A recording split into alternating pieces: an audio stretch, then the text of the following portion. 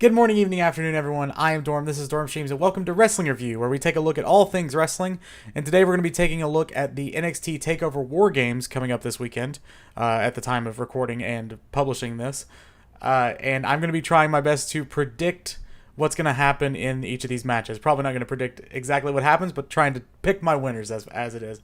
So first up, we have Alistair Black versus Johnny Gargano. Now, I'm sort of split on this match. I'm opening with this match, first of all, because it's the only non-title, non-WarGames match on the card. There are only 4 matches on the card, but also because I think it's the one I'm most split on. Because a lot of traditional sort of wrestling fandom stuff would make you say that Alistair's going to come away with a win, right? He's coming back from an injury. He's going to want to take his revenge. The story kind of leads his way to Alistair taking his revenge. But I'm actually, maybe against better judgment, I'm actually going to take Johnny Gargano in this, and here's why. I think Gargano needs the win more. I think that Alistair had like a 97% or something win rate in 2017, and he's only he's lost more this year for sure, but he's the sort of character who has the aura that he could lose a match and be okay, not to the point of Bray Wyatt, of course, but he is fine. I'm assuming he's going to get called up soon, and he can afford the loss. My prediction would ultimately be that he debuts at the Rumble, meaning this would be maybe his next to last or his last takeover match, depending on how they want to play that out. I think Alistair is probably going to debut at the Rumble, so that, for one, points me to Gargano winning. Give the guy who's going to be in the company, or at least in the brand, give him the win. 2, I think the story makes more sense overall if Gargano wins, with him sort of turning to the darker side. The video package this week on NXT definitely pushed you in that direction, right? With people holding up like the little Venom smiley faces and stuff.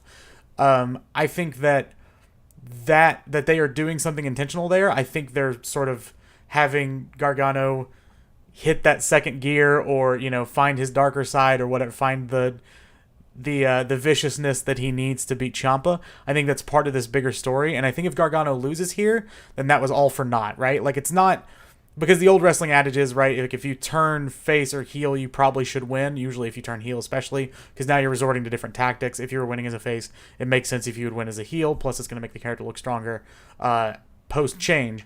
Gargano hasn't quite turned heel, nor do I think he will turn heel, but I think he's playing heel in this match. Black is the guy out for redemption, out for, what he got taken away from him, which not only was the NXT title, but, his career for a short time. So I think it makes the most sense for Gargano to get the win here. I also think it's interesting that they've put this story here. As we all know, it was going to be Gargano, Champa, Black at the last TakeOver, but unfortunately, was that last TakeOver? I think so. But unfortunately, Alistair Black got hurt, so they built up this injury storyline, and it seems kind of weird that they pulled the trigger on it now, because, with the way it was pacing out, it seemed like they would let it go for a lot longer, and Gargano is kind of the, not I want to say the obvious answer, because the obvious answer would be Champa. He's the heel, taking out a babyface, make the odds better in his favor, whatever. But Gargano was definitely the next guy on the list, right? Like, I think if you didn't have Chompa, you had Gargano. Surprised it wasn't somebody, surprising. But it makes the most sense with the story. Sometimes the most surprising thing isn't the right thing with the story, so I'm fine with it. Just kind of surprised it worked out. I think Alistair got healthy really quickly. I don't read dirt sheets or anything, so I don't know if it was healthier than expected, but I'm surprised that this is happening this quickly. I'm pleasantly surprised that we're getting a break from Gargano Champa, or Champa rather, because I think that's going to make that match feel better once they eventually do it again, whether that's on NXT, which I think it will be, or on the main card. But I think that Gargano wins here, and I think that's going to surprise a lot of people if I'm right. I could totally be wrong. That's what predictions are for, but I think that Gargano comes away with a win here. Next up, we have the NXT Women's Championship match. It is a 2 out of 3 falls match between Shayna Baszler, who won her title back at Evolution with the help of the 4 Horsewomen, not those 4 Horsewomen, the MMA 4 Horsewomen, versus Kairi Sane. So this one's interesting to me too. A lot of this card, at first glance, seems like an obvious pick, but the more I think about it, which is probably a bad idea, but the more I think about it, the more it could be a toss-up. The only real match we'll see later that I'm certain on, we will see a little bit later. But Shayna Baszler is an interesting one, right? I'm curious what they want to do with the MMA Four Horsewomen because Becky is so hot right now. Arguably the hottest thing in all of wrestling. I think pretty unanimously argued, but you could probably argue some other things. But I think with Becky being so hot and the rumor right now being that Becky and Ronda are going to main event Mania, I don't know what they want to do with the Four Horsewomen. And this is going to get back into this match, I promise. But between Baszler and Kyrie, I think that Baszler might come up to help build the story between Ronda and Becky. I think if Becky Ronda is going to main event Mania, be the first ever women to main event Mania, like to full on main event Mania, as the rumor suggests, I think you throw everything you can story wise at it. You could do a simple story with them and it would work, but I think imagining, Ronda and Charlotte have a good match at Survivor Series, and then somehow Becky and Ronda start going at it, and it becomes more about the MMA versus WWE thing. Becky's as hot as she is. She doesn't need the Four Horsewomen. It may even be better if Ronda just has her Four Horsewomen and Becky's all alone. That might be a better story. I'm not sure. But I could totally see Ronda bringing in help or needing help in some scenario, or them helping her and she not even wanting it. I see that playing out before Mania. So I think Shayna drops the belt here. This is a blow-off feud for sure, or blow-off match rather, to this feud for sure. 2 out of 3 falls is about as definitive as you can get for a feud, although I guess DIY and Revival did it, and then they did the triple threat tag team match later. But I think this is where this feud ends, and I think Kyrie comes out on top. The way I see it playing out, the heels are gonna dominate TakeOver WarGames. Not to spoil my future predictions, but there you go. So I think, or even the heels in quote, because Gargano is playing heel in this match. So I think A, there's got to be a babyface win somewhere. This is where I think it happens. And B, I think Baszler's gone after probably, I don't know if she comes up during the Rumble, because it's possible, because that's always going to be a short roster if they're doing the Women's Rumble again, which I imagine they will. But she could also just come up whenever if they want to work the Four Horsewomen in. Because Evolution was a cross-promotional thing, I think them showing the Four Horsewomen there was sort of a wink and a nod to say, like, hey, these women exist. Get them into your general conscious, right? This didn't happen in a TakeOver. This happened at Evolution. Cross-promotional. Everybody, in theory, every wrestling fan would be watching it. So I think that was their way to sort of preview, hint, and nudge at the Four Horsewomen being involved in the main event somehow. So, with that being said, I think Kyrie wins here. I think they split falls. I don't think any of them goes 2-0. But yeah, I think this could be a really, really good match. These two have good chemistry together. They actually have a really long story together, which I think is cool, or a storied history, I guess, going all the way back to the Mae Young Classic. So, I think this match could be a really cool way to end their feud.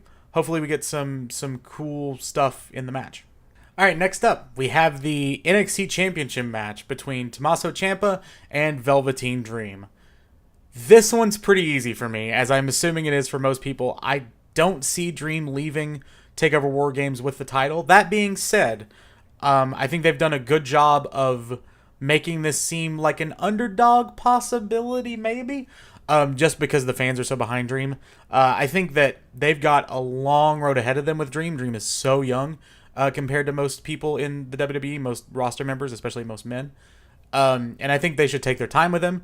I think now is a great time. This pay-per-view specifically is a great time to take advantage of him, put him in this spot to really show off that, he could be a main eventer. You've got a lot of time with Dream. I don't think you pull the trigger as Dream as champion just yet. I think Champa is part of a bigger story with Gargano and Alistair Black. I could see Gargano coming in and interfering and costing Dream the match.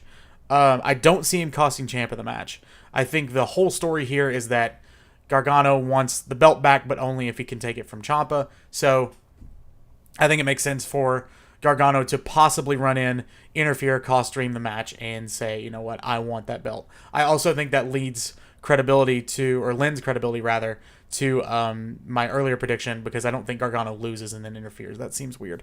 So I think Gargano possibly costs Dream the match, but I think Ciampa retains pretty easily. But, protect Dream a little bit. He's got a long future ahead of him. A little protection won't hurt, but it won't hurt if he loses clean either. I think Champa's going to win this, and yeah, I think that's what's going to happen. And lastly, our main event of the evening. It is the titular War Games match between the Undisputed Era, which is Roderick Strong, Bobby Fish, Kyle O'Reilly, and Adam Cole, versus the War Raiders, Ricochet, North American Champion Ricochet, and United Kingdom Champion Pete Dunne. So this is a match I've seen a lot of people picking different sides from, but I'm sort of confident in my pick of the Undisputed Era winning, and here's why. I think that it makes little sense for the babyfaces to come away long-term with a victory. It makes little sense long-term for the babyfaces to come away with a victory. I kind of flipped words there.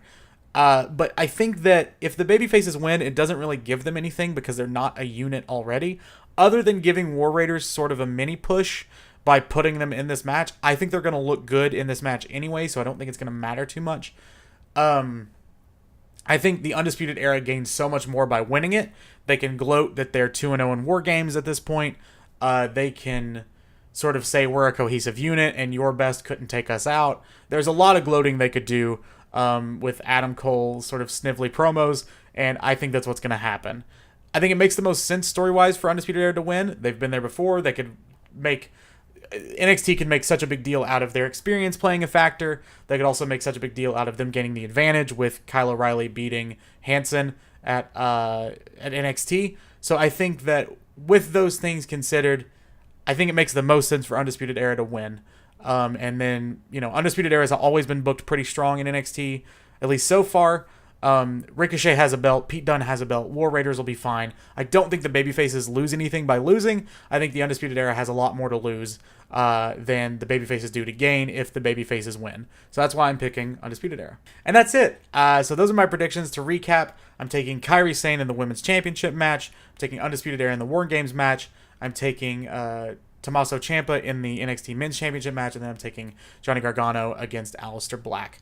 So those are my predictions. Let me know what you think, if you disagree with me, if you agree with me. I'm very excited, as I always am, for every takeover because they always continue to, if not up themselves, at least tie themselves with really good matches. I think there's a lot of potential for awesome matches here between War Games and Black and Gargano specifically. I think both of those matches are going to be barn burners. Hopefully they sort of bookend the show, which I imagine they will since one's not a championship match and the other one is what the pay-per-view is named for.